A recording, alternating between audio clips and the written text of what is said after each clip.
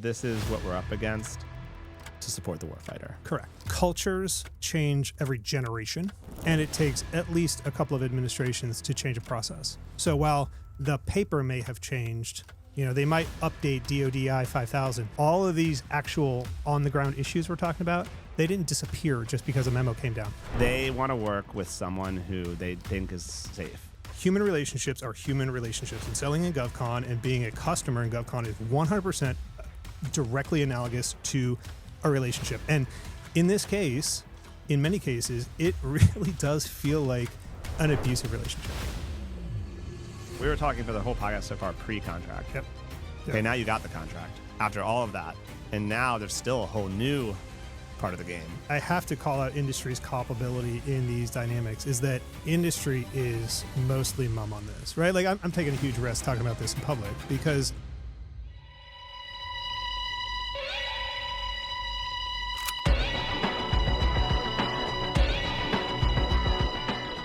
John Ferry back for more punishment on the drone ultimatum. Who's getting punished in this scenario?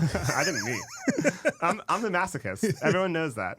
I'm actually the main twink of the industry. You're just bringing the fire. Yeah. So to redirect it from everybody else who deserves it, I think that's. I really just noble. have you on so you don't kick me out of the signal group because I don't participate that much, but I lurk. But you're not supposed to lurk. But you have to show up and put something out there once a month. Yeah. It's the lowest barrier to entry, but it's just enough to prevent people from just being... Actually, we got like 500 people now, and we're about to do a hard purge. Yeah, hard purge. Days. Don't purge me, though. We'll see how many people we lose. I'm betting on like 50%. Yeah, I mean, I get it. People just want to lurk in there. They do. And they want to soak up the... I always post, like... Actually, I've been using it as a source for my drone ultimatum guests, so I'll send you the commission check in the mail. We're going to drop the word drone from it. We'll just call it the ultimatum soon, and also make it a podcast about relationships. Like defense and relationships. The ultimatum. That's what it all boils down to at the end of the day, right? Like Exactly. we're all talking about like it's like talking about the symptoms of the disease without talking about the disease because it's easier than really like facing the fact like, oh, well, you have cancer. No. My knee just hurts, bro. It's just my knee. You know my favorite part about the defense industry, and it's not really my favorite, but so it's a total relationships business, like all business, right? Except in this particular industry, you can't actually like take your client out to dinner, right? Even though like that's like how you do it. And so the companies that just do it and don't listen to the rules, basically, I'm sure do better than us. But we try to follow the rules. But like it's total relationship, and they try to be like, no, the best product is what we select.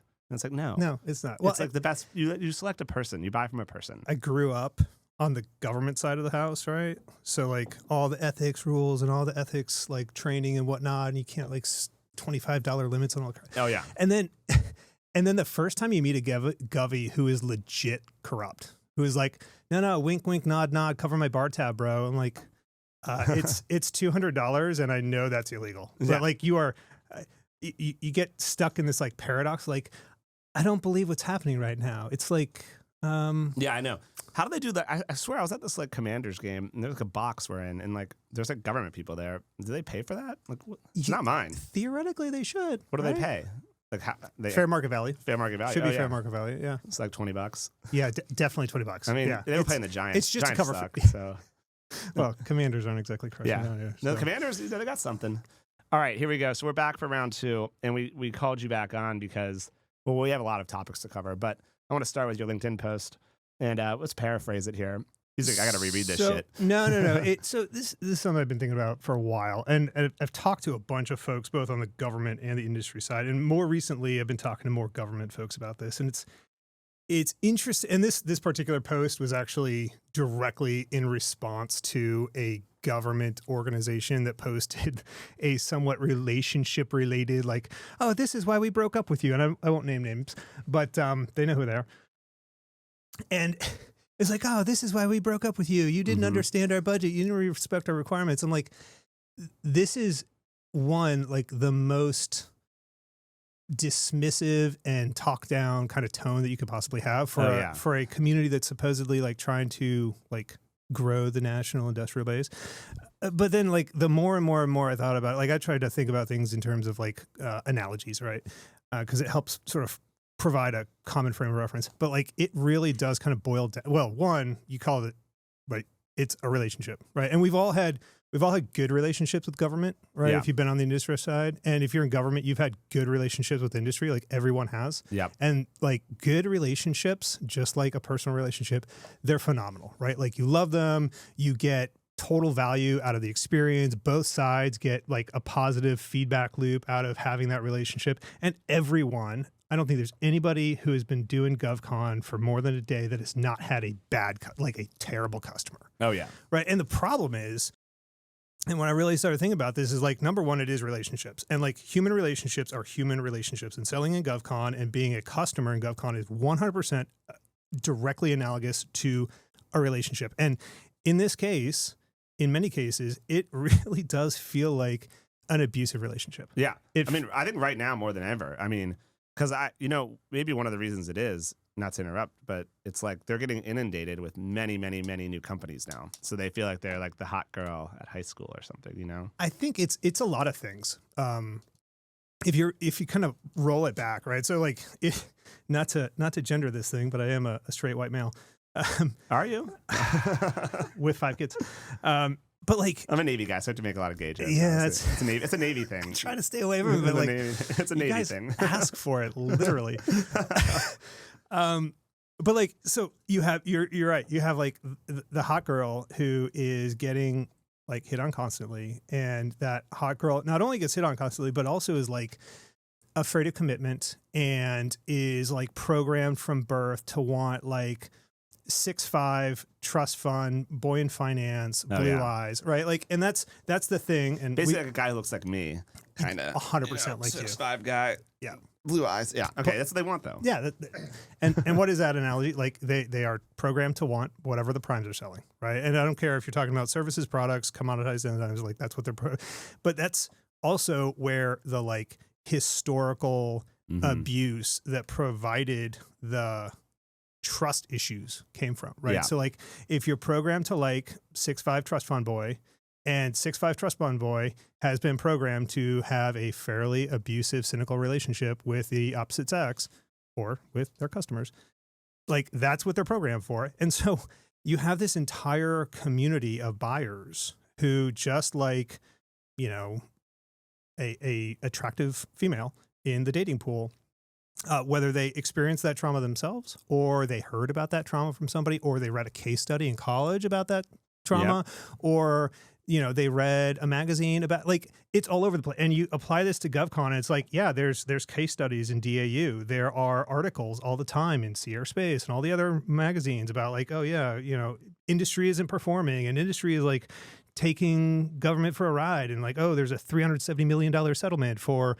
like false charges. Like that is the baggage that comes into all of these relationships. And on the industry side, right? Like if you're not 6'5" and you don't have blue eyes or a trust fund, right? If you're just getting into this game, maybe you're 5'6". Yeah. Maybe but maybe you have a good personality. Maybe you're funny, right? but when you go to the bar, like you don't even get looked at. Right. No. When you're on the dating apps. Well, going to the bar is a losing game for short people. It's tough. It is. It's tough. It's a losing game for most people there, but especially short people. 100%, because your personalities, and that like what is the analogy here of going to the bar? It's going to a freaking GovCon event. It's going to DSci London. It's going to AUSA. It's going to Soft Week, right? Insert number or like demos and stuff. Demos, field trials, experimentation. Freaking industry days. Industry days, yeah. Like you show up, you spend all your time and money, right? You get all ready, you pay $10,000 for a booth, you show up, and nobody even looks at you. Yeah, it's brutal. It's so freaking demoralizing. Yeah, I know. There has to be a better way. You know, I think about this a lot with my team. We go to a lot of this shit. Yeah, and like, and what's the ROI? Showing up. I mean, it's hard to say. I mean, it might be nothing. Well, you know, the hope is that you keep doing it, and eventually you find that one special someone. Yeah, kind of. I mean, actually, there is an element of that, right? Of like, you got to find the one champion, or and then it's a massive government, so it's hard to find. And for startups, they usually die on the vine before they find the one or two, because it's like a needle in a haystack. It's very tough. Like I empathize a lot with the companies that are like 10 months away from running out of money. Yeah, well, it's brutal. My analogy there too is like, it's like climbing a cargo net. right? Yeah. I'm sure Oh, yeah. you climbed a car. And right? when I was an ROTC midshipman. Yeah, but it's a mile tall and a mile wide, and you can't climb straight up, and you're doing it in the pitch dark. Because it's not just like, oh, hey, I found that right person.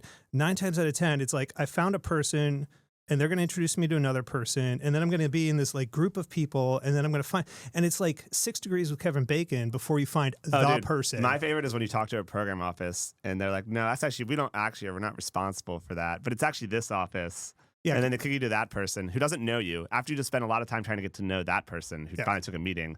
Then you get to this person finally after like weeks. And they're like, oh, no, it's actually not my office either. It's like a blind date. And you're like, well, whose office is it? They're like, well, we don't know there's an office for this new type of tech. Yeah. And I'm like, oh, okay, that's good. Yeah, exactly. We got it. Yeah. All right, but like, so actually one point you made here on the bid isn't rigged and it's fair. Like that, the bid process, I think, is totally broken. I think we need to talk about that. Like, because like the paperwork is like the after. It's like I always say this, like that's already been decided, and like I think that's one of the big problems.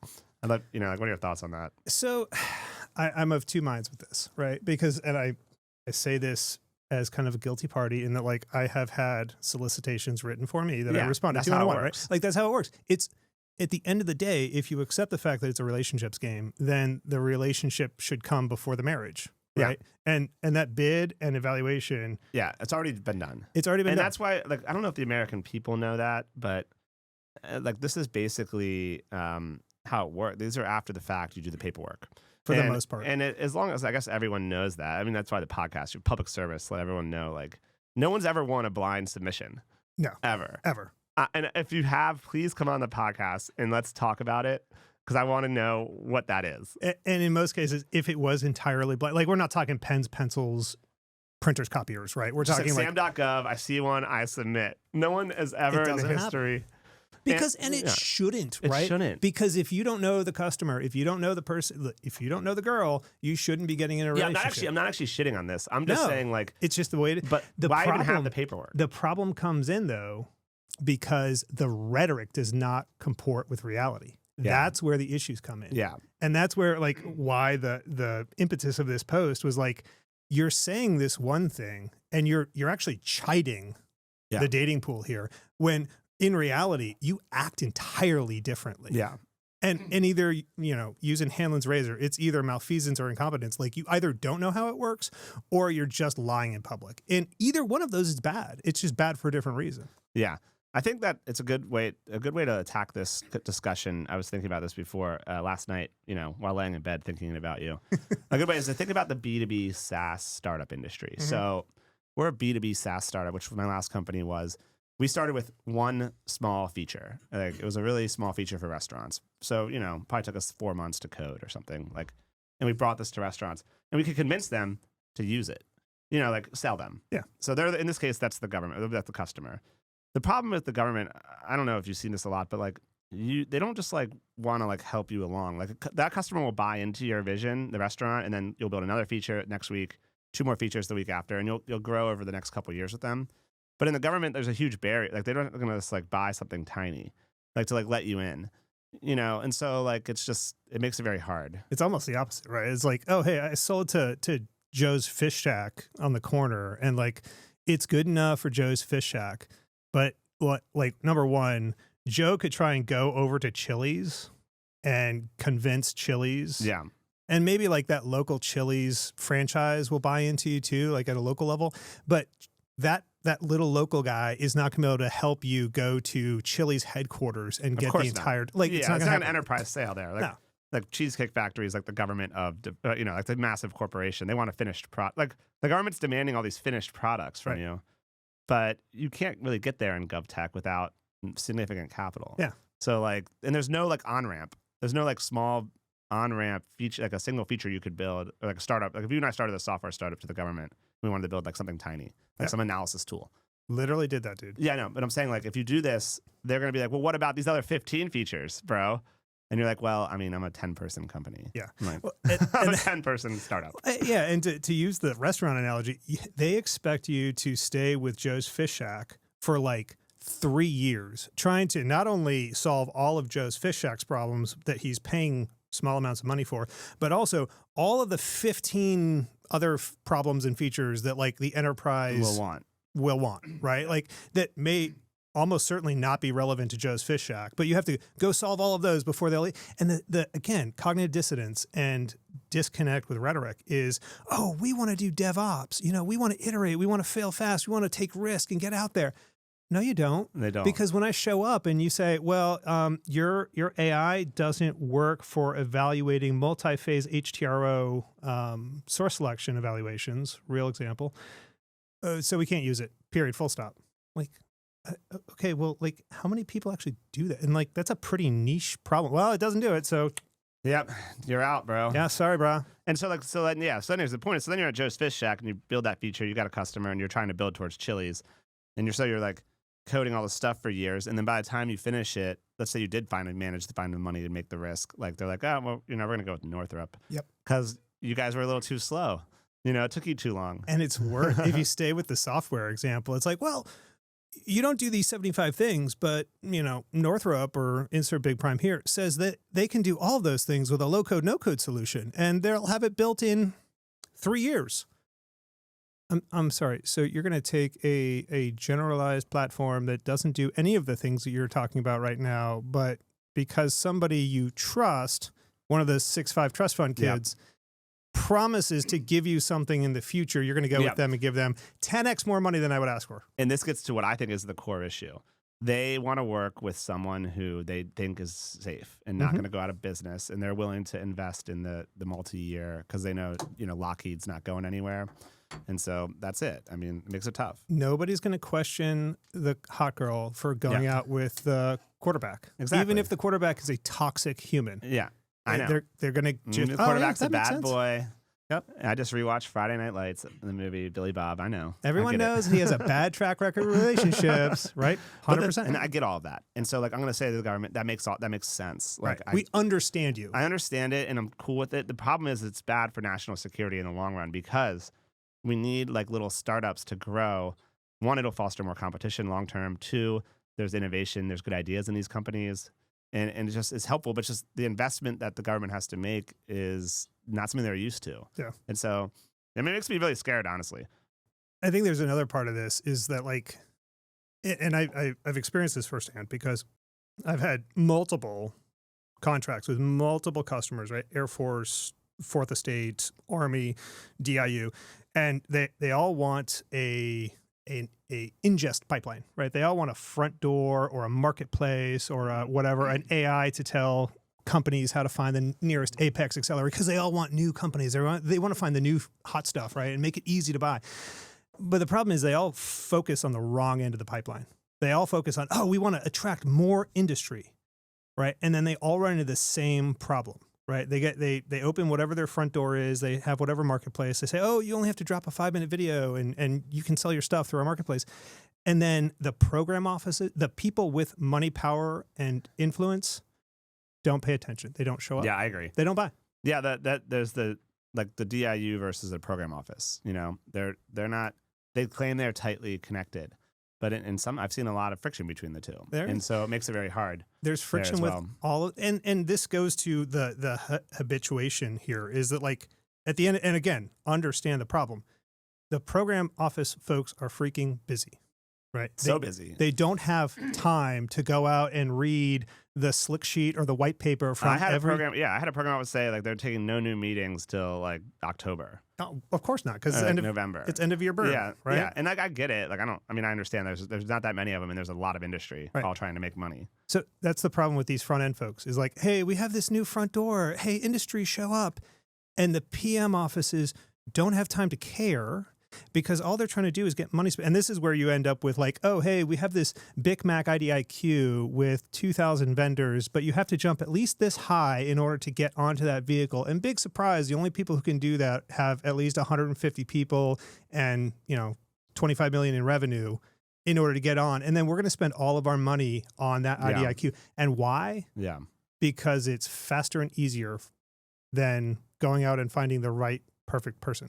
Yeah. Right? And so you end up locking yourself down. The only people in your dating pool are 6'5", blue-eyed trust fund kids who are abusive. By the way, not to throw myself a bone, but I knew this dynamic because I was obviously on the other side in naval reactors, the most bureaucratic part of all of the government, to be clear. I knew this dynamic going into starting this company in 2022. So I knew that the only way to combat this is to be able to raise a shit ton of money and sit around.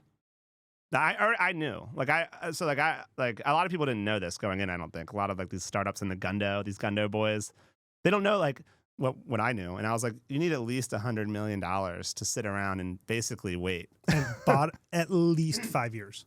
Exactly. Least. And that's what I was like. I'm like 3 years in, you know, you need like another, but like you just have to be able to be like, yeah, we're here, bro. Right. We're here. And the only other alternative to that I've ever seen work is if you are savvy enough to start with Joe's Fish Shack with one location, and then you go talk to like the local Taco Bell franchiser who has like 5 Taco Bells, and like you work up to 5 Taco Bells, and you work up and up and up and up and up, and by 5-7 years in, you finally have a good enough product to sell to Chili's. But it still takes 5 to 7 years, and you're gonna die potentially at every step in that process. There's one other way in. Which actually was, I think, was pioneered, not pioneered, but they knew. Like, you got to find a contracting glitch, like Vector did. That's like they're selling training. And then with their training sales, they pump products down it. Yep. And that is smart. That is why they're going to do well. Well, that was... I should have thought of that. Half of our success has been like, we have 2 sides of the company. One side just sells services like butts and seats, traditional PM program management. I'm telling you, that's pays the bills. way. Yep. And then the other side is just focused on building product. And 99% of the money we get from contracts for product goes into building the team that builds the product. Right. Yep. Like almost no bottom line, straight pouring back in. But you're not going to do that getting out of the Gundo. No. But like that is a way in. Like you guys know it too. But like because the government will always buy people.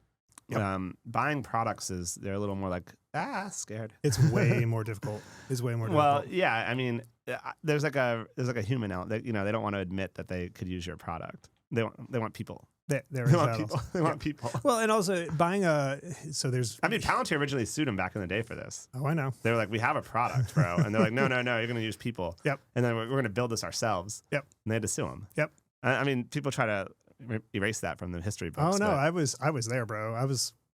I mean, I think rightfully they should have sued them. When the government does bad, again, when an abusive partner acts like an abusive partner, that's the other problem here that I have to call out industry's culpability in these dynamics is that good, bad, indifferent. Industry is mostly mum on this, right? Like I'm taking a huge risk talking about this in public because most folks who are in our situation, they don't come out and say, hey. Yeah, to be clear, I shouldn't be talking about this either. No, I literally have a successful weapons station with contracts. Right. I actually crossed the chasm. But I still do it because I'm doing a public service as patriot. Here's the thing is like this conversation that we are having is happening 1,000 times Everyone's every day, it. everywhere. I'm just gonna send him this video. Right. It's like the incels having like manosphere conversations on Reddit. Like it's not happening in the public square. It's happening in the dark corners of the internet. And I actually think a lot of government appreciates this because they reach out to me and they say this is a raw podcast. They like it. They know because a lot of these people don't like the system either from the other side. No. So, it's like all the Cosmo articles you read about. Like, oh, where did all the good guys go? Well, scroll down a little, Jack. Scroll down. There's some other funny parts in here. Oh yeah. I like you've been doing this a lot now. So like the balance sheet, the payroll, the cost accounting practices, the schedule.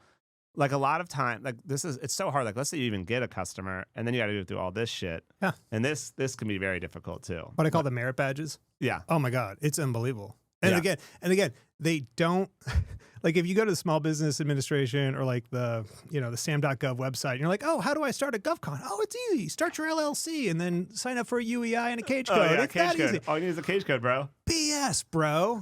I talk to folks who are like planning on starting a company. I'm like, all right, here's the laundry list of shit you have to do over the course of like 2 to 5 years because Lord knows, like to play in big contracts, you need to have a DCA audit, but there's a whole cart and horse thing there. There's a whole cart and horse thing with facility security clearances. Like there's so many cart and horse catch-22s that it's unbelievable. But the real underlying problem here is many GovCon folks at some point, like you were in Navy, I was in Army, right? Like we have been on the other side of the fence. many government folks have never spent time in industry. And the folks who have, oh no, there's fellowships and internships where we trade bodies and we send folks over there for broadening. No, going to a major prime and being treated with kid gloves in the C-suite for 3 months does not give you the raw grit pain of living in this industry. Yeah. So let's talk about just specifically, you do software for the government. Why? Okay, here's why I asked it like that. Yeah. There's, obviously it's only one customer, but there's many different customers within it. But, just getting them software, not like a hardware product. Yeah. That's like, I think the hardest of them all. Because like they don't, if you imagine a human, let's say they work 8 hours a day, like how many softwares can they really use in a day? So like, how do you get in there? Like, not even just like all of this, you have all of this to deal with, but then you also have to have like product market fit and have a useful software on top of all of this. So something that's like hard mode. It is freaking hard mode. And it's like there's layers to it, right? There's the superficial layers of like, oh, ATO is actually really fucking hard. Yeah. FedRAMP is actually really fucking hard. And I'm learning as I go that like, oh, you got an ATO over here. Well, turns out just in the Air Force, there are 50-something different authorizing officials. So just because you got an AO over, and I was just complaining about this on LinkedIn yesterday or the day before, just because you got an ATO over here doesn't mean that this group of people over here can use your software as a service tool that is not moving in the enterprise. Like these folks over here. Do they even have computers that can run your software? It's SaaS, dude. It's in the cloud. I know, bro, but I had Windows. When I was in the naval reactors, we had like IE7. We had IE8. Can we even run IE? I mean, could you even run on IE8? I mean, Edge is now essentially Chrome. So, like, okay. I mean, yeah. I guess the naval reactors might have upgraded from Internet Explorer 8 by now. Well, actually, I don't even know if they have. The more classified your program, the crappier IT you get to use. It is a fact of life. I mean, I can't believe we were using IE8. It's don't get me started. So you're like it's SaaS. Well, watch out, man. You don't know. We got IE. It doesn't load. It doesn't understand JavaScript. Yeah, your CSS won't even show up on. Like you can't even have the CSS work. It's so freaking true. Yeah. Dude. It's so sad, but so true. So I got you checkmated there. You wouldn't work for naval reactors. Yeah. So naval reactors probably a niche that we're not going to fill because of their IE tech refresh issues. But no, I mean, so for software, right? Like. The number one like game changer there is, and I think this goes for a lot of different spaces, is if you have not felt the pain that you're trying to relieve, you should not do it. Just shouldn't do it because fundamentally you don't know what product market fit is. No. Right? And like you can do this more easily in a commercial space, I think, in many cases. Like you can go into a restaurant and be like, oh, hey, show me how your point of sale system works. Oh yeah, that sucks. Give me the 5 things that suck the most. And you can build something around that. Yeah. Dive into government, right? And we're in like business systems, right? So like our thing specifically, ACBot does like automation and AI for acquisition and contract processes, right? Like pre-award, post-award, those things. The layers in that game and the diversity of the problems. Like the Army has the same problems as the Navy and the Air Force. Like there's a lot of overlap in the Venn diagram, but there's a lot that is just uniquely Army, uniquely Navy. They have slightly different processes. Yeah, and that goes for any software, for any service. And there's 5 of them now. And like maybe there will be 6, so they come up with a cyber force. Like, and there's probably more. I mean, you also got like DHS and you got other places. All the fourth estate, And then, I'm not even talking Fed Civ. Like that's a whole other game. The IC is a whole other game. Yeah. Feds like SLED and that's all a completely different game. But yeah, it's. I mean, I tell you, when Luke came to me to start this company, I was like, Luke, any other industry, I'll crush. Like, I can build $100 million plus business in literally any industry. It's not hard. But government, bro, why are you doing this to me? Why? And he's like, he begged. He's like, I really want to make the gun turret. And I was like, fuck, man. I was like, man, I guess we're here now. You know, there's already gun turrets, right? Like, what's new about your gun turret? Oh no, dude, it'll be good. Yeah. It'll be like all the other ones, but actually good. I mean. That's what he said. I was like, I'm on board, bro. I'll do it with you. But I had already come out of a different industry, and I was like, but we could just do any other industry. It's not that hard anymore. But like we're experienced entrepreneurs. We already crushed it. You had 2 things going in though. One, you knew what startup mode felt like. Yeah.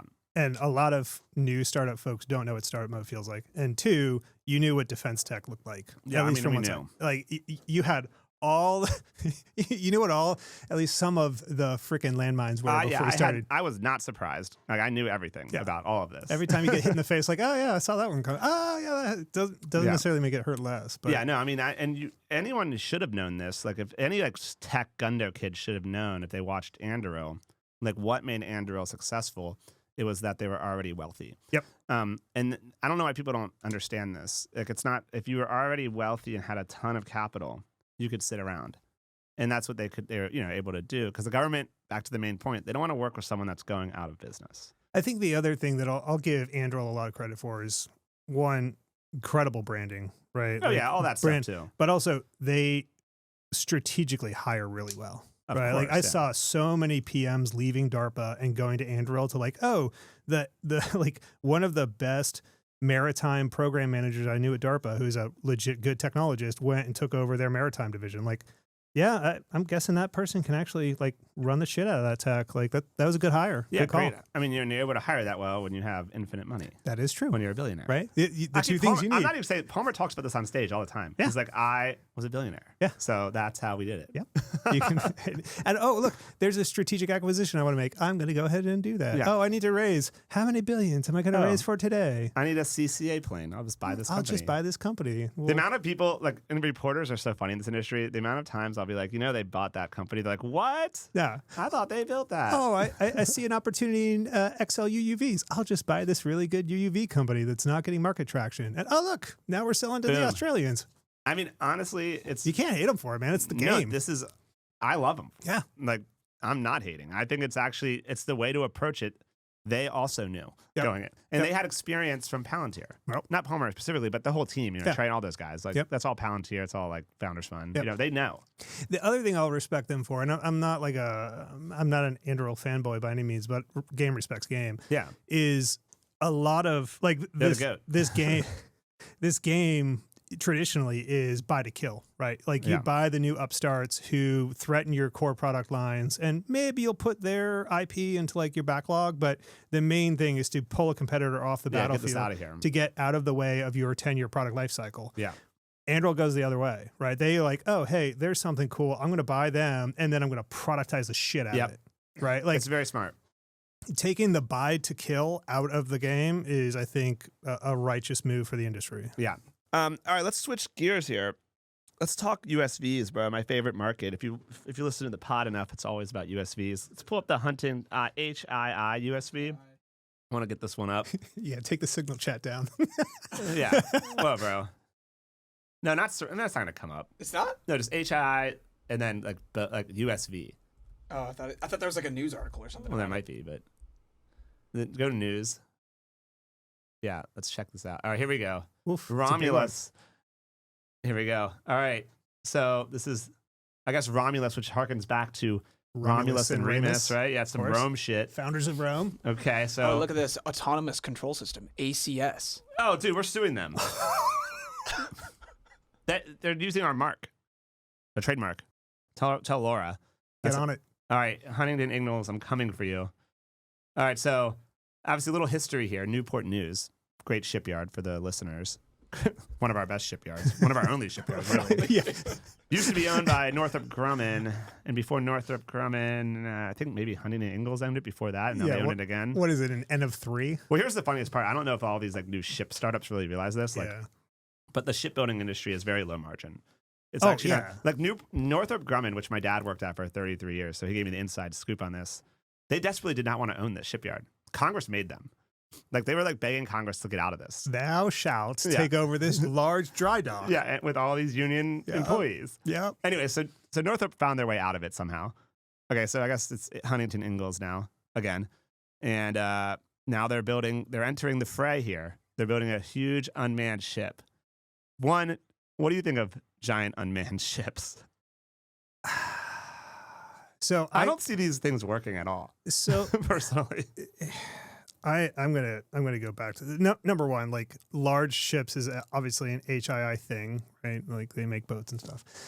So going large rather than small and directly competing with the smaller boats is probably, I don't know, market differentiator. And they probably know that the gray hull Navy wants more big gray hull things. But number one, where are the guns going to go? or the TLAMs or like whatever munitions you're going to put Are on these that supposed to thing. be like cargo ships? I don't care, bro.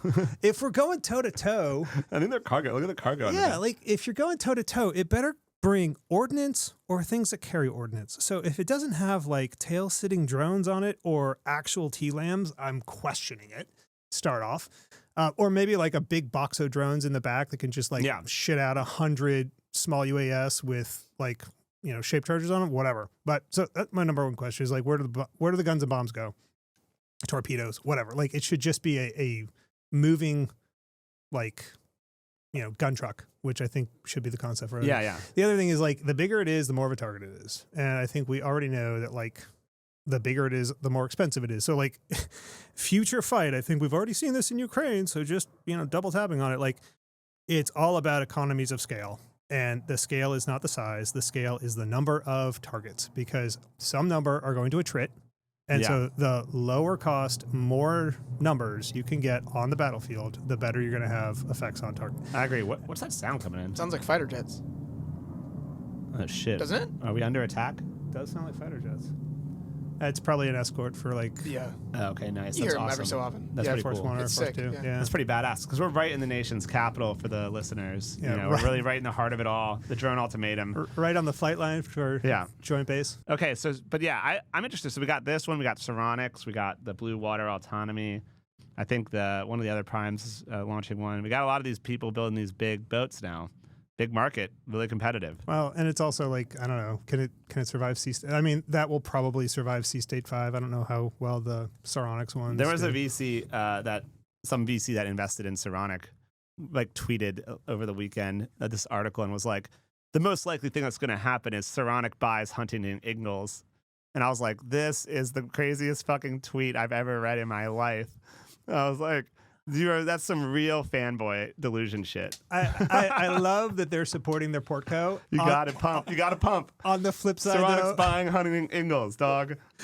What's more likely, that a entrenched defense contractor with sole source contracts into the decades in the future gets bought out by lowboy startup, or that eventually the IPO window opens enough that VC capital looks to go back to the West Coast and they're looking for multiples on their defense tech investments? And the most likely place for those to go are into roll-ups. Yeah, I mean, well, that's more of I think private equity is about to chomp. Oh, There was all the VC money coming in, and then private equity's like, all right, we'll just wait around for a little here. Let's just wait to see which fails, and we could roll these up. in def tech, like Private equity is awesome. VC is the pump primer for PE. I know. Right? It's the sorting function. I think PE is just waiting for their free money. Dude. They're about to get it. 100%. And PE, like VC You know how is many new PE to this companies game. reach out to me, bro? I'm They sure a want lot. to roll the shit up out of us. 100%, brother. And I was 100%. like, I'm always like, I'm good. I'm good. But eventually, maybe I'll have to. I mean, who knows? What's the? I They- think we talked about this they last time. always hit us up. What's the always. exit, man? Yeah. Like maybe 5 will go public and the rest will get rolled up or bought Yeah. out. Like I'm there's like, got to be an equity. I'll take my ball and go home, though. I'll just take my turret and go. I don't even need the money. I already sold a company. I'm gonna put this on a I'm gonna go home. Hilux and have fun with it. Oh, you guys can come visit me in Austin whenever you want. 10 years later. We'll drive it out on 9 Mile. We'll be good. I mean, look, if there ever a war breaks out, they'll finally maybe come calling. And I'll be like, yeah, dude. You just have a ranch house surrounded by gun turrets. Actually, you saw the staff out there. I'll just be like a hermit on like a ranch somewhere, like old guy, and they'll finally come for my turret. And I'll be like, oh, you finally want me now, huh? Yeah, you got me. It's like what's that movie, The Shooter with Marky Mark? Oh, yeah, the shooter. I like that movie. It is. It's a good movie. Kate Mara. She's hot in that. Yeah, that's a good movie. Yeah. Oh, you know what movie I just watched? The King. Have you seen that? No. With Timothy Chalamet. Mm-mm. Oh, man. Is he it plays good? Henry V. It's awesome. It's on Netflix. It didn't get a lot because it was like a straight to Netflix movie. Yeah. So good. It's like so Timothy Chalamet plays the same character in every movie. Yep. He's a dark, brooding, angsty, It's like teen boy. good. Henry V. It's perfect. It's perfect. He's like, I don't want to be king, Dad. And then his dad dies, and he's like, his younger brother dies, and he has to be king. Oh, shucks. And then he's like, I guess we're gonna have to go to war with France and fuck him up. I guess my teenage son is a huge he's a huge Shakespeare nerd and also a huge. I thought you were gonna say a huge Chalamet fan. He is also a huge Chalamet fan. I mean, who isn't? Oh, 100%. Oh, yeah. Right? you got to put your bets on the good horses. Yeah. Yeah. I mean, okay, I recommend it highly. The King. It's so good. We're always looking for like bro movies to watch, Yeah. right? To counterbalance my wife and my teen daughter who are obviously like knee deep. No, they're gonna love it too the because summer. Chalamet's hot. $15 will love Chalamet. Not so much for the war movies. Yeah, but he plays this like really kind of sultry, That might sexy work. king. You know, That might work. Yeah, Sort of like the he starts off like he's drunk and he's like doesn't care about his role to be king. He's just hanging out. kind of He's like like, I don't most, even want this, Dad. like most English princes. Yeah. Yeah, it's perfect. I think your family. It's a full family romp. There we go. It's a family romp. What's your like go-to plane movies? Like when you travel on the plane. I don't watch movies on the plane. What do you do? Work all the time? Dude? Well, as long as the plane has You're a military guy. We watch movies. That's what we can't- do. Dude, actually, we just family story. We just went out to Disneyland to run a half marathon. So 6 hours Okay. locked on a plane. Dude, 6 hours locked on a plane with Starlink Yeah, Wi-Fi. that's pretty good. It's like Can shred work. you got nothing else to do, and most of these movies suck. So what else are you gonna do? You're gonna crank, and like the Starlink internet is just unbelievable. Jack, what I wanted to pull up is the kitty. You know the cat? Yeah. The Vatican cat, or not the Vatican, the cat one. All right, but China does it best. Dude, well, holy smokes. Pull that. Does it animate? Yeah, Of go course it full does. screen. Can we go full screen? I mean, look at this kitty. It's so cute. I mean, they're like classier with their drone shows. They've been doing it longer. That's kind of their thing. It does help that they have like the entire means of small drone production in their national I boundaries. mean, look at this cat. What is that? A butterfly or what is? Look at the density though. Like I mean, it's so the pretty. cat is pixelated, but look how tight that. Yeah, for the listeners, Cicada we're is. watching a kitty cat drone swarm in the shape of a kitty over the city of, I don't even know what city this is. We'll link it. Xinhua. We'll link it in the description. Chongqing, southwest China. But like, I think this is a show of force here. This is a show of power. Every single one of those is a show of force. Yeah, they're like, 100%. let me And just again, show you going guys. back, like if the HII freaking drone boat had a box in the back, they could deploy a kitty cat. killer Cat. swarm of kitty cat. Like, dude, imagine the next war, and all you see coming at you is a swarm the shape of a kitty cat, and then it just decimates you. Oh yeah. Just takes out a city. I mean, it's coming. I mean, that's It where it's is. headed. That's definitely where it's headed. I don't know. I'm not like a battle expert, so I don't really understand like the Pacific theater as much. But like, I think a lot of people say like, oh, it's all about USVs and stuff. But I think drones are probably still important in the Pacific. Like, you're still on land I think fighting. I've said this a number of times, and I know that my blue water and blue air friends don't like it, but at the end of the day, you do not conquer territory from the air or the water. And Yeah. you do not conquer territory in the water or the air. Like, you have to stand on and hold ground. And once you do, people can drop little drones on you. Yeah. Yeah. I mean, you have to have sea power, but like, you still have to be on land. To take Taiwan, you need to be in Taiwan. Yeah, sea power is a means to an end, which is standing on dirt. Although I don't know. What do you think about China maybe just like taking Taiwan from like the inside, not even fighting, like just like changing the leadership and stuff? That like kind of just like, we want to be with China now. I think we would be ignorant or naive to think that they're not actually working on that. It's like some Sun Tzu art of war shit, dude. Yeah. Why even fight? Are they not doing that Yeah. everywhere? Like, Yeah. I mean, percentage of bots on I actually social think, media. to Trump's credit, I think that he understands this and like understands it's like a trade war. It's like an economic war. It's soft, dude. And that is the number one. Like, you look at the elements of national power, the dime fill PMISI, like all of the things that are not M in PMISI, we have been terrible at for forever because we put our military gloves on and they say we can only blow shit up or stand in places. We cannot like mess with people's economic well-being. We can't Yeah. mess with their lawfare. We can't do any kind of like dark influence operations unless it's the CIA everywhere they are. No. We can either put a brigade somewhere and let it sit there, or we can put Yeah. an aircraft carrier and let it sit there. But that's all we can do, bro. Like, I think like the administration, I think gets it. They're trying to. I don't know if you saw that memo. They're like trying to like just get the fentanyl, like secure our homeland, because like the war is like they're killing us with fentanyl and shit. 100%. Like, I mean that they're smart. Drugs and influence Like why? operations. Yeah, why even fuck with? Why even fight toe to toe with our military with all our missiles and shit? And also think about the ROI. Like, how much does fentanyl cost? Yeah. Number one, it pays for itself Yeah, with American money. Yeah. Like, it pays for itself.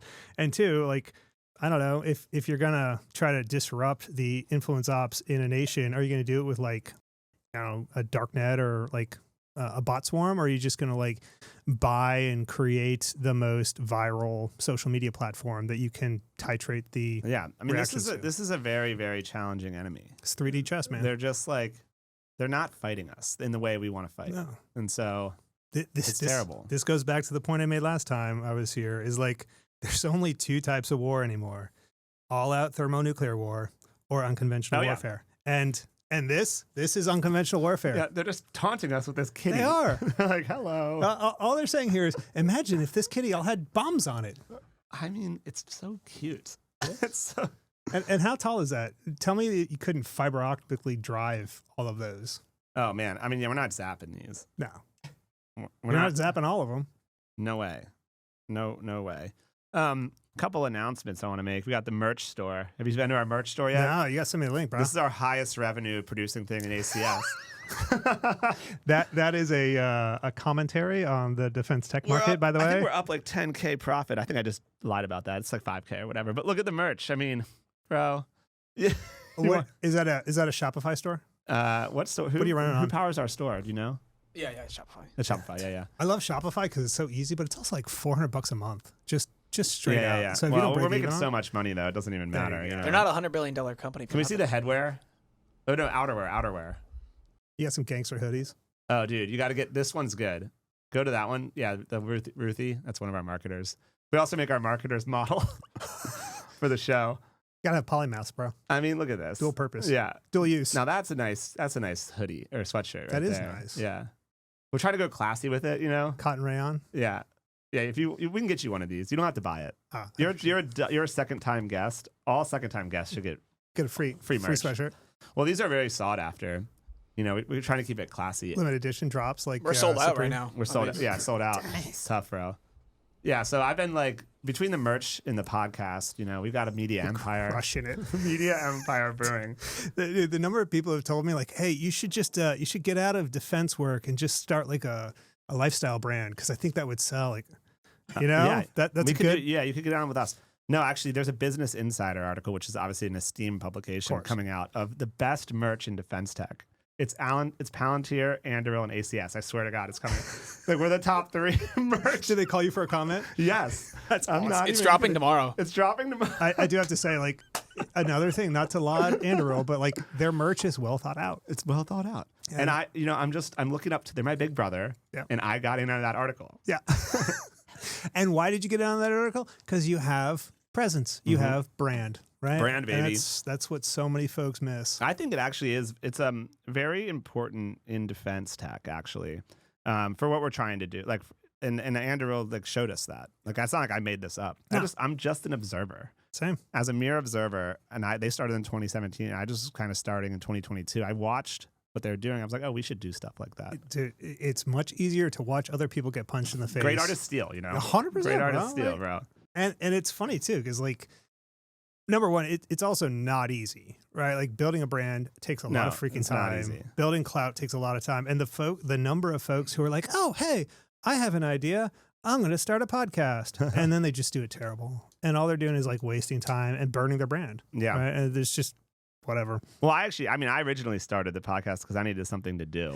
Because Luke was building this and all my engineers. And I was like, what do I do, bro? Yeah, I'm just going to. And he was like, it's going to take us 3 years. And I was like, all right, well, I guess I'll just kind of hang out for 3 years, dude. Like, I guess I'll talk to interesting people and pick their brains. And it actually worked out well because this is kind of what I want. I love media. Yeah. Like, I actually want to be in media eventually, like full time. Well, it's awesome. They got it for free. If we ever sell this company, then, and not that Luke would ever let me sell it, but if we ever have to do private equity roll up or something, I'm going to make sure they spin out the podcast. So it's mine. Yeah. So then I can just be an industry commentator.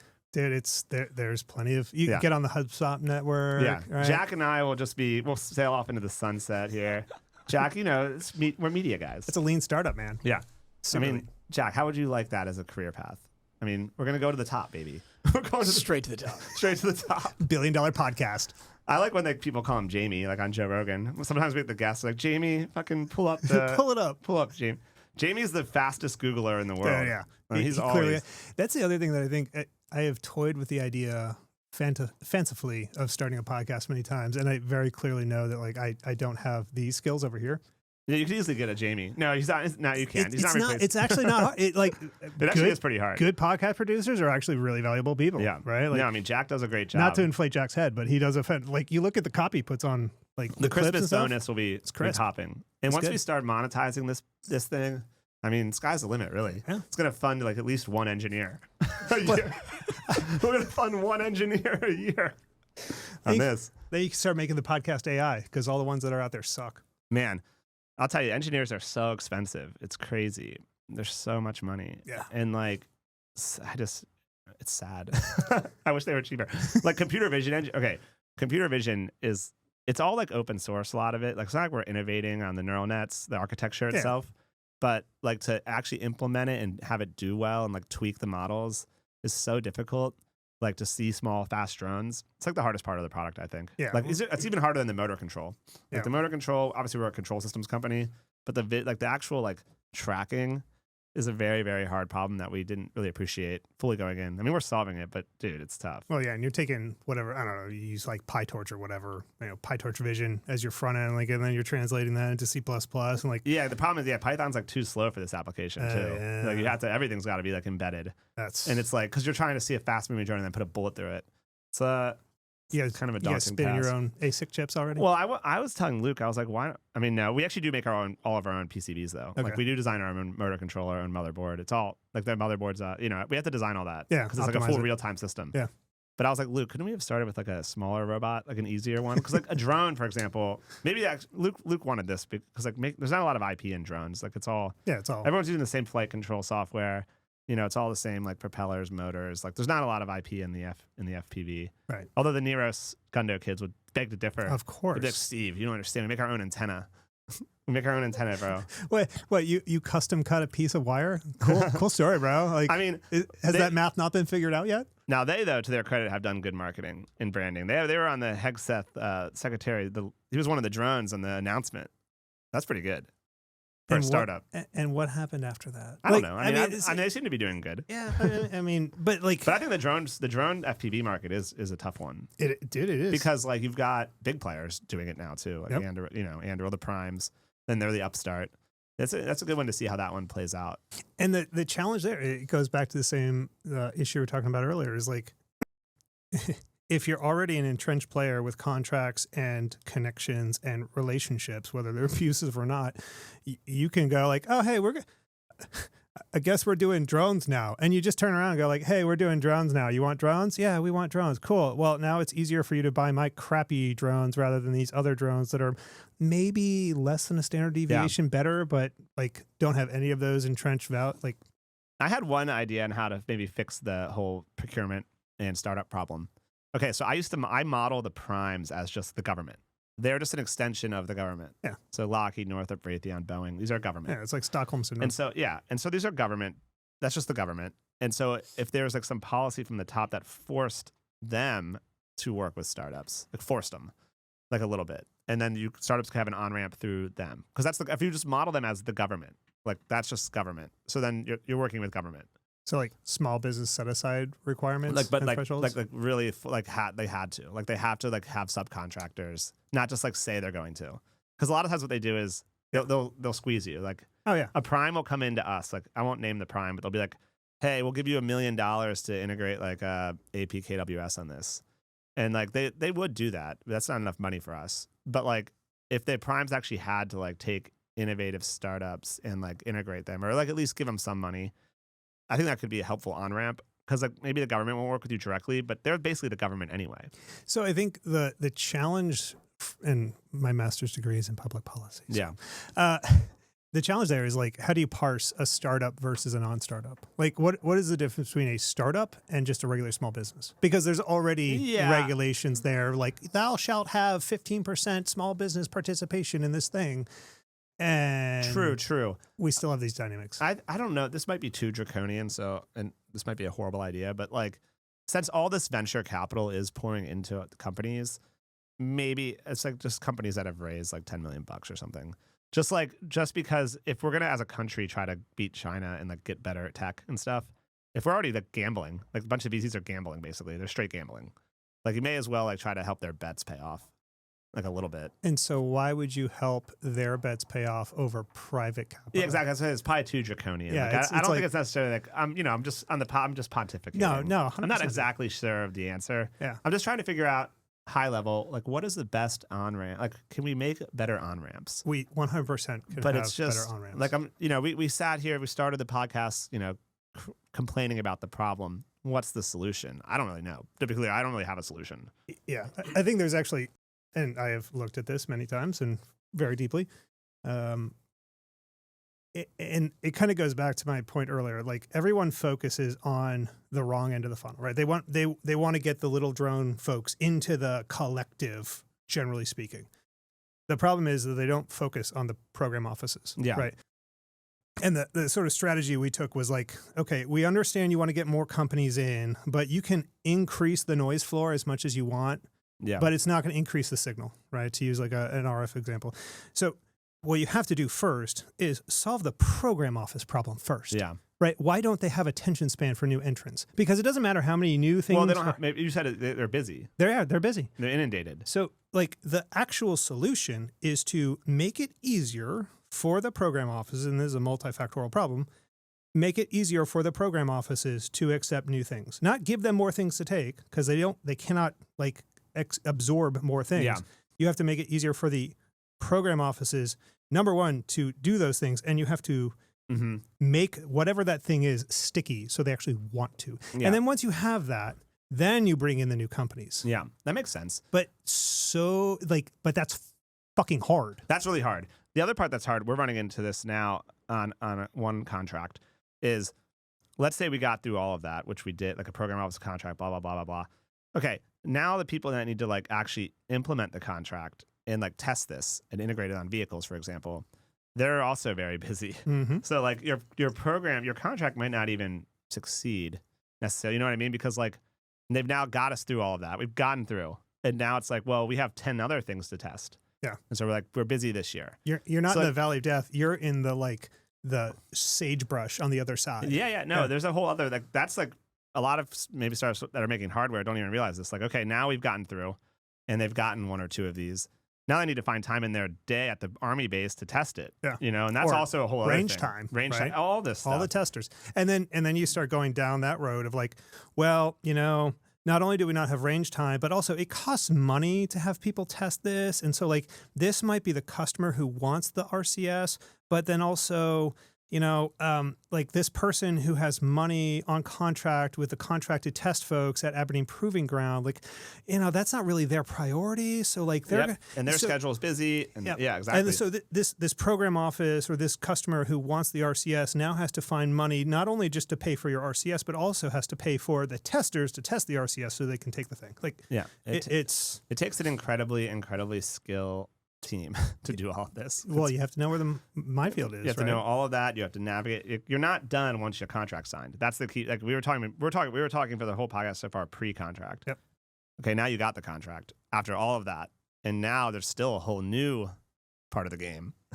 And that game is actually, I think the mines in that minefield are actually even bigger. Oh, they're tough. Because so getting across the valley is really tough. Once you get into that minefield, then when you don't meet delivery, you go over cost, over schedule, then you're killing your reputation. You might be risking a termination for cause, right? Like all these other things, you're eroding your relationship with the customer you already have. And it's not necessarily we're running into this with the whole ATO process right now. Like have plenty of product market fit and plenty of customer demand. There's people who want this and are paying for it. Like the money's there on contracts. But the regulatory and the approvals and the certifications are literally a barrier for those customers having access to the thing that they're paying for. Like, well, how do I solve that problem? I don't know, sir. There's no solving that problem. Like, you just have to gut through it. Well, how long is it going to take? I don't know. Somewhere between a month and a year, maybe. We'll see. Yeah, you won't go out of business. No, it'll be fine. You won't lose your customers who are currently very interested. And a year from now, maybe they won't be. Yeah. So like that's all. Like this is. We're trying to paint a picture of this is what we're up against to support the warfighter. Correct. And the warfighter, they actually do want some new shit. They want new products. Desperately. They want to test some stuff. That's why I appreciate that SecDef sent down the edict that JSIDS is dead, right? And I've talked to many people, both government and industry, about this. Like, oh my gosh, it's such a change. Here's the problem, though. Cultures change every generation. Yeah. It takes 20 years. It takes 20 years to change a culture. and it takes at least a couple of administrations to change a process. So while the paper may have changed, they might update DODI 5000. All of these actual on-the-ground issues we're talking about, they didn't disappear just because a memo came down. No. Well, it's hard to change a giant company, which is the U.S. It's a company. I mean, 100%. You can, from the top, 3 million the top employees. wants to change it. The top has good intentions, but you have to trickle down through the whole organization. It's like turning a cruise ship on a dime. It's like, it's going this way. It's hard to navigate that. And so, like, I understand that they're up against a huge task. And then, like, some people that don't want it to change, and then the administration goes out and the new one comes in and they're like, okay, fine, the new administration, I'm here now. Yeah. You've heard of that like thing where you can wait it out. Oh, dude, every time a new GO comes in, right? Another general officer, flag officer comes in and they're like, oh, we're going to change all these things that are bad. And all the entrenched GSs are like, yeah, you've got 18 months and the next guy won't know. So I'll just wait. I've been here for 20 years. You don't get it, bro. Yeah, no, it's fine. I know you're a very, very well-intentioned general officer. Yep. But, this is how we do business here. Yeah, I mean, anyway, so what other industry do you want to start a company in? Healthcare tech, legal tech. What do you got? Oh, wait. We do have this. We haven't covered this yet on What the do we got? podcast, but this is like from a month ago. Oh, this is actually great. Do you know this guy? If you haven't met this guy yet, you have to meet Chris.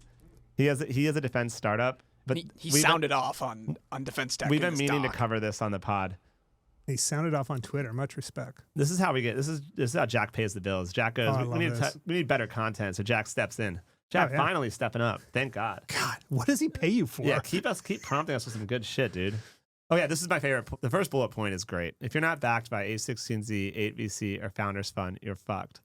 Simply as, with only one or two exceptions off the top of my head, Nero Svatin. By the way, thanks for the shout out for ACS, you dick. It's not the capital that matters most. It's these funds' influence. Make no mistake, these funds have a loud voice in DoD, and many appointees up and down the admin were picked by these funds. What are they talking about? You're talking about relationships, right? Yeah, and actually, this is actually one of the great to credit these funds. This is actually a great thing they've realized, and so they help a lot of their portfolio companies a lot, and it makes, if you don't have that access to the admin, if you're trying to go big, not trying to just like get SBIRs and like get in small, like if you're trying to go big, it does help to have. I mean, he's to his point. I mean, I agree with this first point. Every VC I've ever talked to my two questions every time, and I've probably talked to 50 different VCs. Number one was, what's your thesis and reason for wanting to get into this terrible game? And maybe one of them had a decent answer, but not good ones. And the second one was, what do you have other than money? Because I don't need more money. Yeah. And they don't have an answer. And if they don't have an answer, like those three folks at the top, they have an answer.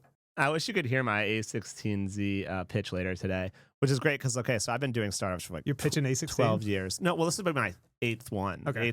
Over 12 years. They passed every time. Pre-seed at Bbot, seed at Bbot, A at Bbot. Okay, yeah. Pre-seed ACS, You're seed a veteran, man. ACS, Series A. But like, I'm not actually going in trying to get there. Like, I think they're just shaking the trees to see what I'm up to. Sure. But like, I wish you could hear it because it's going to be great.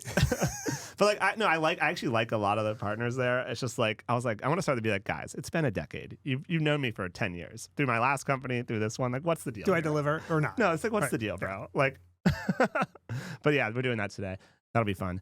But yeah, these are like we call these my group chat. So I have like a defense founders group chat with like 2 other guys, and we call these in crowd. You're either in crowd or out crowd. You 100%. So he didn't actually use the correct terms here. We got to tell Chris. In crowd or out crowd. Better edit that post. Yeah. So okay, what's the next one?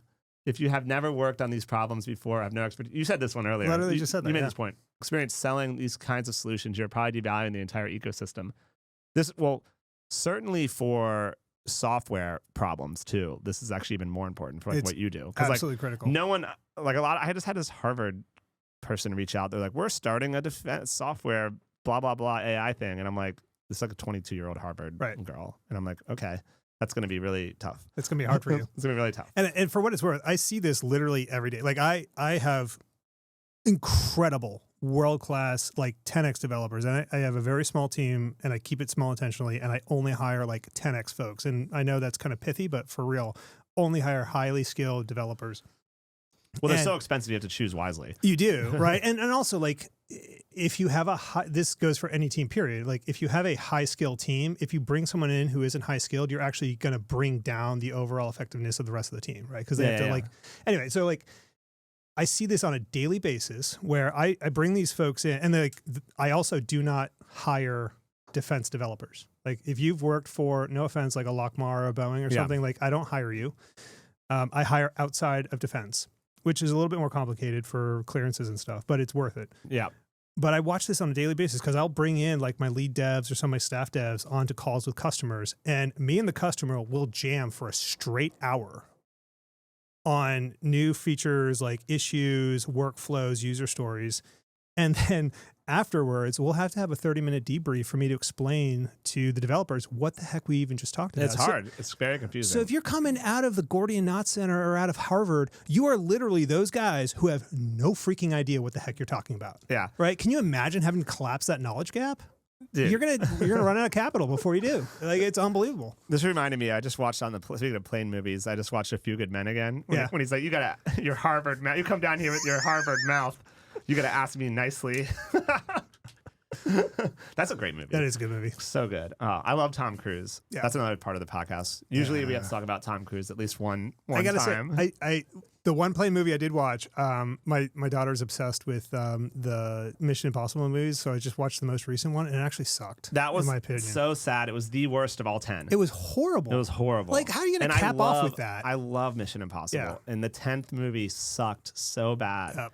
I was so sad because I rewatched all 9 to get ready for it. I did a whole thing. It was like a build up. And I have a ton of time because this startup's so easy to build. So like I was watching all of these and just like enjoying myself all summer. Just popcorn and I mean, look, Mission dude, this Impossible. thing, it sells itself, Right. bro. I don't even need, all this doesn't even matter for ACS. It's window dressing. All right, so end user does not equal buyer. We talked about this for sure. 100%. All right, let's go to the next one. Winning SBIRs is this is actually one of my meaningless. favorite. I love this. I got lambasted for saying this in public, that SBIRs should not be counted as revenue. No, SBIR shouldn't be. We don't even do SBIRs at our company. I don't really even allow it. No, it's just pointless. And the other thing with SBIR that I know people hate, but I will say it out loud, is the same pre-sale process that happens with every other acquisition. 100% happens with SBIRs, right? Yeah. 90% of Navy SBIRs, 90% of Army SBIRs, all of them were pre-sold. Most of them were written by the people who received them. And yeah, maybe they award 2. So like the guy who wrote the topic gets an award and then some other rando company that had a second good. But like who's getting across the valley of death and getting the attention span of the program manager who's running that? It's not going to be the second rando. That second rando exists only for the justification to give that first company the money. Yeah. SBIRs exist for SBIR mills. Correct. And the SBIR mill companies, to their credit, are pretty awesome. Like they just collect. I think SBIR mills are actually, it is a symptom of a broader problem. I call them research as a service. So if you go to any of the labs and DARPA, yeah, right? I don't care, Army, Navy, Air Force, Marine Corps, across the services, you go to the actual labs where they burn, 6.1, 6.2, 6.3 money, there is going to be a 80% cohort of habitual researchers who just do fee-for-service research. And then that fee-for-service research goes on a shelf or goes in a garbage can. Mostly garbage can, but and then they do it. And there are very like the SBIR mills are kind of like that's kind of farm ball compared to like the SRIs of the world, or the Johns Hopkins Applied Research Lab. Like those are $100 million, $1 billion companies. And don't get me wrong, like JHUAPL is $1 billion company.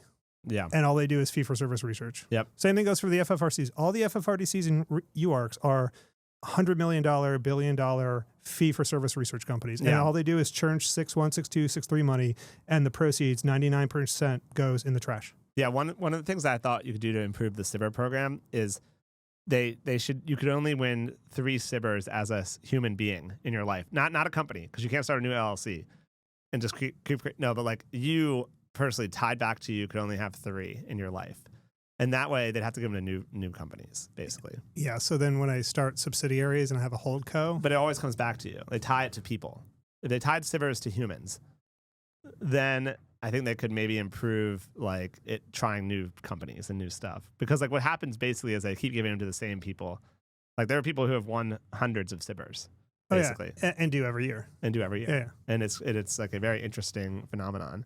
But I think it's weird that they found some way to do it. Like, I really want to acquire a sbir mill. Like one of the reasons I'm raising my next round is I'm going to look at buying one of these. I know how the model works. I can tell it to you. I know it's awesome. Yeah, you have 200, 250 staff devs that all they. It's funny the model, the way it works also, because I watched SRI, the Stanford Research Institute, and also the local sbir mills do the same thing. In different contexts, right? Like SRI does a lot of DARPA work, and then the sbir mills do a lot of sbir money. So what you do is you just have like 250 bodies that are moderately technical, right? So they could do the research if they won the grant, and then each of those people has a sales quota that they have to write so many topics per year, right? And then they just churn. It is like standard sales. By the way, whoever came up with the term sbir mill is hilarious. I want to meet this person. Yes. Because like that, it's so pejorative. But it calls it straight. It's so great. All right, yeah, SBIRs aren't a sign of PMF and don't provide a reliable path to scalable revenue. Obviously true. Program records remain the only true sign of durability. Hey, shout out! I have 2 sbir phase 3 now, so like I got in the look at you less than 2.5%. Well, it's not a sign of product market fit. It's bitch. not. Now my 50,000 users are. This actually I agree with. OTAs are the new fast lane, dude. OTAs. Let me break this down for but folks. it's hard to get them. OTAs are sole source contracts without a JNA. Yeah. Right. If What's you a don't JNA? A JNA, justification and approval. Yeah. Right. So in order to write a sole source contract, you have to satisfy one of the 7 criteria in the FAR for justifying a sole source contract, like only justified buyer, blah, blah, blah, right? There's 7 things, and you got to get a lawyer to sign off on it. So the way OTAs are being used now is because they're non-FAR based, you can use creative competition standards. And literally my platform, we're setting up these pipelines where you put out a commercial solutions opening, right? So you put out an open call. Hey, anybody can answer. And the subject areas for those CSOs are, and I broke the brain of a acquisition executive of a service recently on this. Like, okay, so you put out your CSO, you say, hey, we want stuff in these broad categories. Industry submits their white papers or their videos or whatever their submission standard is. It's usually small. And then those submissions get evaluated on an ongoing basis. Like every month, you just go through and churn through them, and you just select whether they are satisfactory or not, right? It's basically just a binary sorting function. And then all of those satisfactory ones go into a marketplace. Okay, so once they are in that marketplace, and we've got hundreds of products and services that are in the marketplace. They call them in the bucket or something, And so once you're there, you can award to anybody in that marketplace whenever you want without any further competition, right? Yes. And that pipeline, dude, I can build that marketplace as big as I want. It can have, and the other cool thing that some new folks in the market did is they turn services into a product. So you say like, oh, hey, I do CI/CD, or I put Kubernetes containers on Navy ships or whatever, right? And really what you're buying is a chunk of defined service hours of an engineer, but you call it a product. Yes. And it's defined, and then you can sell it as a product on a marketplace through an OTA or a CSO because it's commercial. Yeah, dude. All this newfangled stuff, it's just new ways of playing the same old game. It is, yeah. Of course. I like this one. If you're pitching dual use, you're probably just unfocused, which I think I agree with this mostly. 99% of the time. Yeah. I mean, unless I think the line of causation goes in the wrong direction. There are folks who want to get into def tech or defense focused capabilities, and then they hear the customer saying, oh, but we want dual use stuff. And then they try and find some mythical commercial application for their capability. And functionally, those two things are wildly different, right? They just 100% are. Yeah. I mean, even talk software, right? Like the 2 products the one that I sell B2B SaaS and the one that I sell B2G SaaS actually cannot be the same, because the one that I sell B2G has to be FedRAMPed or IL-ATO'd or, NIST 853 Rev 5 compliant.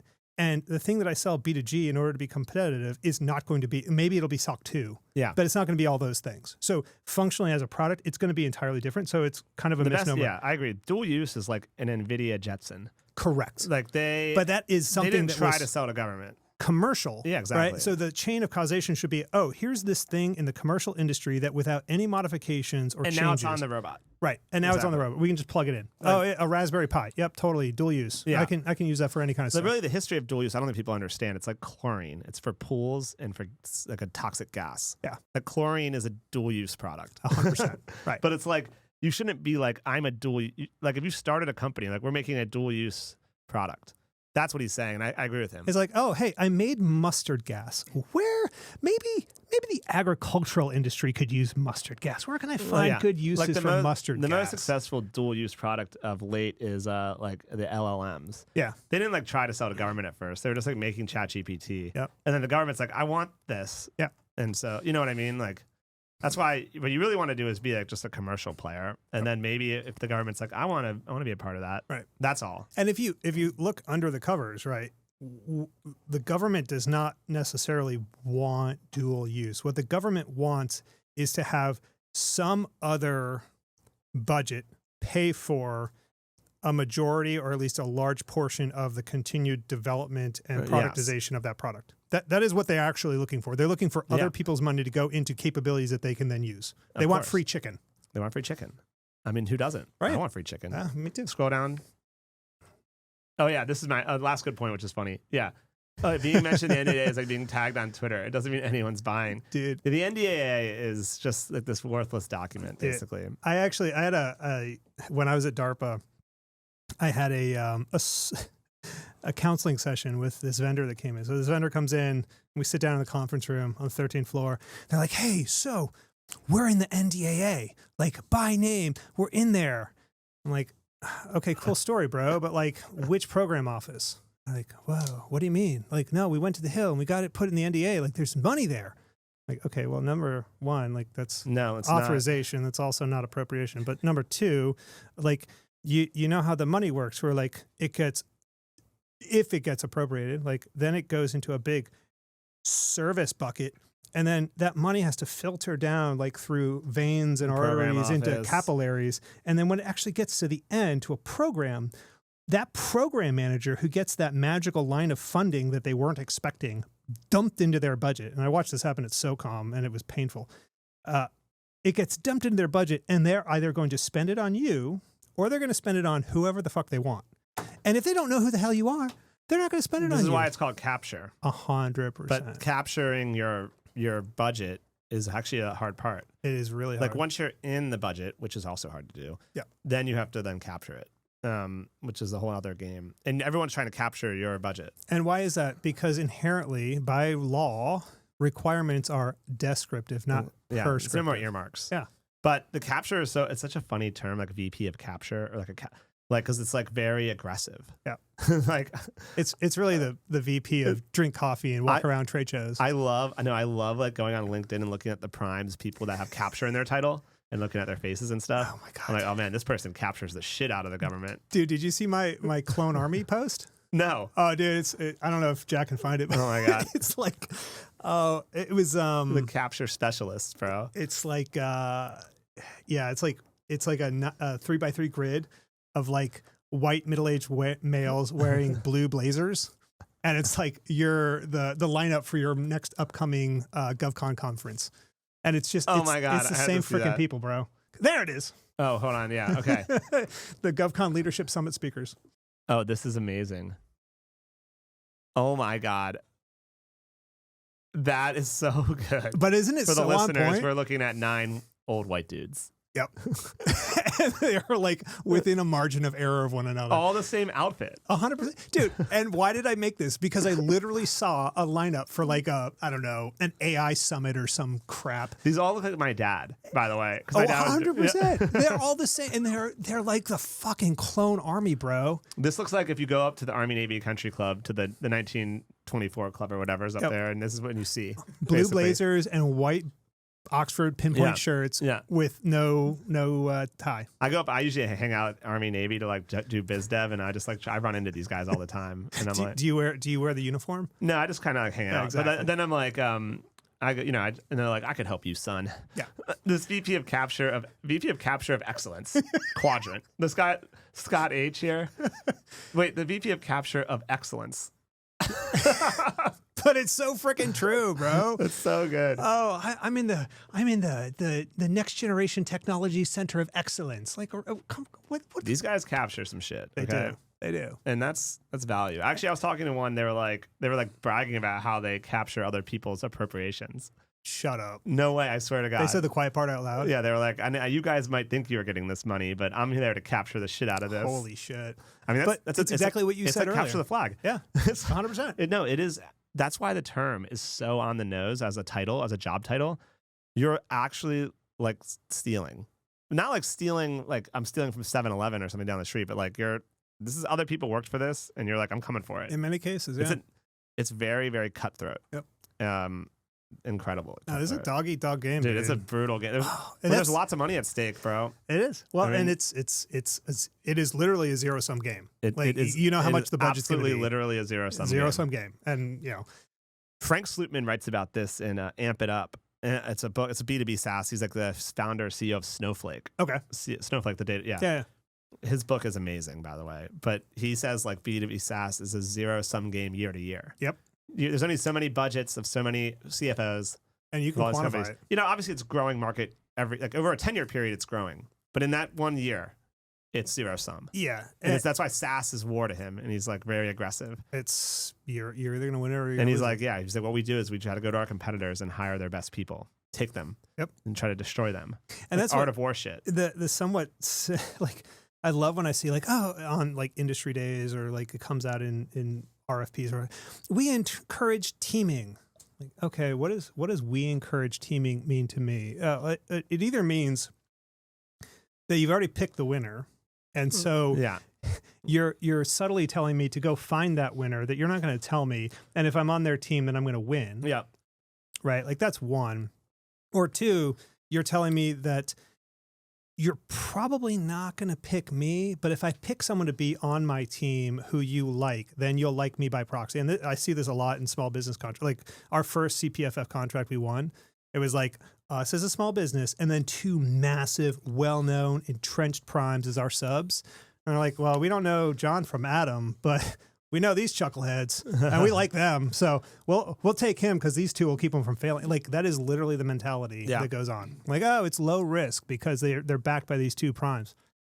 Got to have a team of teams. A team of teams.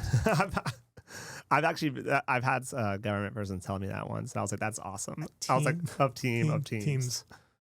And I was like, this is amazing.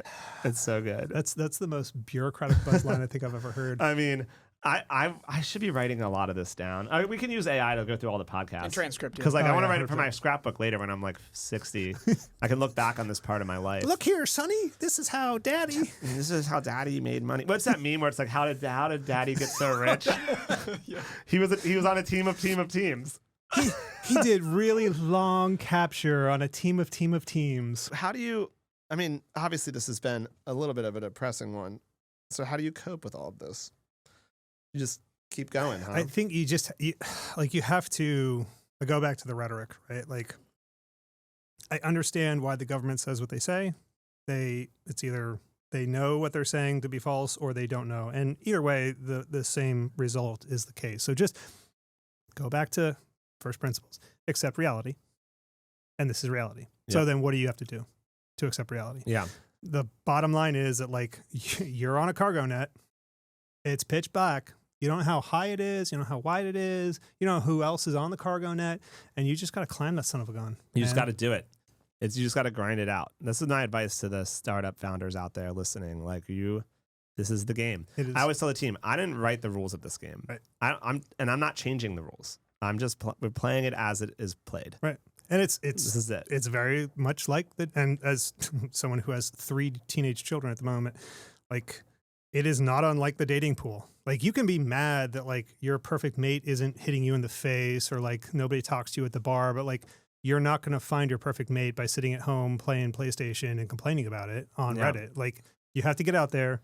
You have to keep taking shots. It's a numbers game. And once you find some traction, you've got to put in the work to like make it either work. Figure out if they are the buyer/customer or get to the buyer/customer. And it's going to be different for everybody, right? It's a network game, just like freaking Facebook or Instagram. Because ultimately the game, while challenging, if you can do it, it is rewarding. Not just 100%. financially, but like it's a good mission. It's a good mission. We're trying to help. We're trying to make money at both, the shareholder and the warfighter. Yeah. This is the only industry where you can say like, no, I'm actually supporting national defense. Yeah, like we're trying to do this. And, we're getting punched in the face over and over again. But that's just what we signed up for. Right. So we can cry about it, but this is it. This is it. And everyone else in the Signal, GovCon, Chatham House is feeling the same way. Yeah. I don't actually know what the breakdown distribution of the people in there between government and industry. What is it? I think it's probably like 90-10 at this point. Mostly industry? Government. Yeah. Like a lot of the government folks that have been dropping in lately are in like a transition phase where there's some government people in there. I know because I posted that picture of who's the guy? The guy with the drone scourge, like the drone company with the gun. What's his name? He was in Austin. He's really good. You know him. What's his name? Once I say it, you're gonna know. Oh, I know who you're talking about. Valinor? No, not Valinor. He was just here. He was just on the podcast. It's Jeffrey Wright. Okay, yeah. Like I Splash posted, One. I posted Splash One. I posted a picture of Jeffrey Wright and me, and he's in there. A bunch of government people texted me that are like, I didn't know you're having Jeffrey Wright on. So then I knew government people were in the chat. Oh, nice. Yeah, I was like, oh, here we go, the lurkers. Well, they state. I mean, like rule one of the chat is obviously don't fucking sell. But even then. Like I'm allowed to sell the podcast. That's it. But you one don't. rule. You don't derive financial gain from the podcast. I don't get any and it's financial also a gain. national. Well, not yet, bro. Well, yeah. Even that, like, if it's a public, like Aubrey Gainford, right? Like, oh man, I shouldn't be saying people's names, but like, if you've got something that is in the national, interest, you just broke the Chatham House rules, I broke bro. it, but it's my chat, so I'll do what the fuck I want. True. But no, I think that's fine. Yeah, if you're going to get in there, but like I'm a not lot selling of the Bullfrog folks, in there. Right. I've never posted about the turret, just the podcast. Everybody knows you anyway, bro. You got a good brand. Yeah. The brand. Okay, actually, no, this is for real though. So marketing the podcast instead of our company is actually better because it's loosely associated. Yeah, I mean, so they know. So I don't have to put this down people's throat. It's like I'm not like putting this down people's throat. But the RWS market, I don't know if you follow this. Pretty fun market. It's competitive, but like not really, because like Kongsberg really doesn't do much anymore. It's not they're unlike kind of just like hanging out. It's not unlike the market I'm in. Like this is also an important thing I think for folks to, and it's conventional wisdom in startups. But I'll say it again: pick a fucking niche, and focus, and just get in there. Exclusively on your niche. And dude, we are so focused on our niche. Number one, the TAM is huge, but the level of complexity is a structural deterrent to other entrants. Yeah. Right. So like RCS, like who the heck is going to come in behind you? Just building like and try and go after you and Rheinmetall. Like no, it's just so much money to build one of these. Right. I mean, we've put like 25 million into this already in development. It's like crazy. Just to get in. And it's not just like you can't just show up with 25 million and be like, oh yeah, I'm going to do what they're doing. No, it's what the 25 million turned into. That's the actual hard part. Right. It's a lot. And you can't just get that from more money. No, so I mean, I like that Luke picked something hard, but I also am sad about it because it took forever. But I think that is a good moat eventually. It's if you can get there. Yeah. So like people have to you have to pick your niche. You have to like stick to it. Yeah. When this is a good time to announce I'm launching a $30 million pre-seed defense fund, which is funny because we just bitched about how hard it is, but I do still think there's value in these like pre-product companies with good ideas, and I think that I can spot good ideas in defense. So I'm doing it. Much like the product point earlier, if you're in the market, it's easier to pick winners in the market. Yeah. So like I'm starting that, and we're gonna like help these young companies through. So if you ever see anything good, let me know. Because I'm gonna be hitting that. Get you some carry on it if you want, bro. Hey man, you want to carry on the deals? I'll take a look. I mean, I'm sure you see a lot of stuff. Like you're in this industry, so I'm sure people send you new products and stuff all the time. I do a lot of pro bono consulting because I won't take board seats, and I won't we're busy. Currently, I won't take board seats. I don't want any board seats ever. If you want to be on a board, you're crazy. Well, if you want to be on a board, you want to be on boards. Yeah, right. Like you want to take your carry from the boards. But like I don't want to be beholden or responsible for somebody else's success or failure because I got enough of my own to worry about. But I do a lot of pro bono like consulting or cajoling to folks, and like I'm like, so what is it you want to do? Yeah, bro, that's a bad idea, and I'll tell you all the reasons why. Like if you want to assault the machine gun nest, like go with God, but at least know what caliber the bullets are. And I think there's a lot of folks getting in this, again, following the rhetoric. Yeah, like they're getting in this market and they don't know what caliber the bullets are in the machine gun nest. I think that there's like we can help steer people in the right direction of things that are needed. I do think that it's well, also then where the market's going. Yeah. So I think it's, I mean, even, we didn't even talk about this, but as we wrap up here, even if you get all this right and get through this whole procurement process, you still have to have a great product strategy that's going to work long term, which is a whole other topic for another day. Oh yeah. Because the market changes, it shifts, the primes are building it, you know, there's like just so much else going on. So the companies that do make it through, props. Yeah. No, Props, and the nice thing is that like once you get across the valley, that valley's a fucking moat, man. Like, It is a moat. It's a bit of a moat. Yeah, it's like I'm talking about changing. I'm like, actually, I don't really want it to change that much, bro. You know, Like, I'm kind of good with what I'm at. It's actually fine as is. But that's another thing I tell folks, and I think you guys have I look at the shadows on the wall of your strategies, like, yeah, we niche down. We're going to do this RCS for counter drone because that's what's hot and bothering right now. But once you're in, it's a land and expand. Yeah, because then it's like, oh, we shoot guns, we shoot people. You know, it's all there's other targets. It's not just Add a defense; it's laser. homeland defense. It's all the. What's the flavor of the week? Yeah, we can do that. Oh yeah, I should show you our Stingray product. It's a little laser. I'll show it to you after we wrap up here. Actually, that's a good point to It's a good time to wrap. We're gonna get you on for a third episode after the new year. Yeah, man. Hell yeah, dude. Rock Let's on. do it. Thanks, John. Yeah, man.